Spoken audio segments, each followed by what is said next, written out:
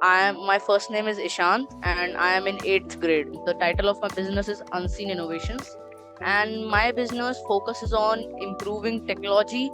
So I teach them about technical basics, and my business also sells some basic products. Actually, I have a dream business which I will start after this, uh, which uh, which will be more integrated. The thing that made me proud in the enterprise adventure was first that when I was recognized in the enterprise adventure blog.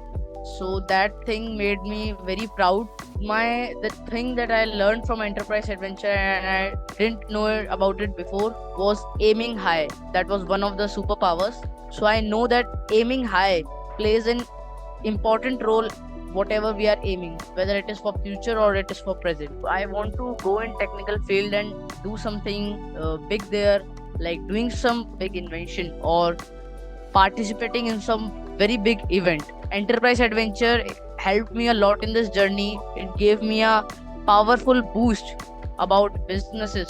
These skills will help me throughout my life: problem solving, aiming high, and creativity, and managing and organizing my things.